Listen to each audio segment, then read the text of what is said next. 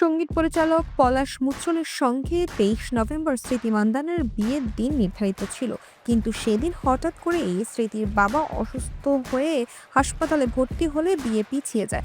এরপর থেকেই নানা ঘটনা ও জল্পনায় আলোচনার ডালপালা মেলতে থাকে। গুজব ছড়ায় যে পলাশ অসুস্থ হয়েছে, আবার এও শোনা যায় যে পলাশ নাকি সম্পর্কের প্রতারণা করেছেন। শেষ পর্যন্ত এই জল্পনা সত্যিই হলো। ইনস্টাগ্রামে একটি পোস্ট দিয়ে স্মৃতি মান্ধানা সব জল্পনার অবসান ঘটান। তিনি বলেন, গত কয়েক সপ্তাহ ধরে আমার জীবনকে ঘিরে অনেক জল্পনা কল্পনা তৈরি হয়েছে। আমি মনে করি এখন আমার পক্ষে কথা বলা গুরুত্বপূর্ণ। তবে স্পষ্ট করে জানাতে চাই, বিয়ে বাতিল করা হয়েছে। স্মৃতি ঘোষণার পরপরই পলাশ মুচ্ছলও নিজের সোশ্যাল মিডিয়ায় বিবৃতি দিয়েছেন।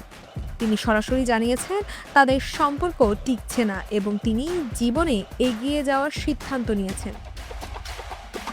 পলাশ তার বিবৃতিতে ক্ষোভ প্রকাশ করেছেন ভিত্তিহীন গুজবের বিরুদ্ধে। তিনি লিখেছেন, আমি এগিয়ে যাওয়ার সিদ্ধান্ত নিয়েছি। মানুষ ভিত্তিহীন গুজবে যেভাবে দ্রুত প্রতিক্রিয়া দিয়েছে তা আমার কাছে কঠিন হয়ে উঠেছে। খুব ভয় লেগেছে এই ঘটনায়। এটা আমার জীবনের সবচেয়ে কঠিন অধ্যায়।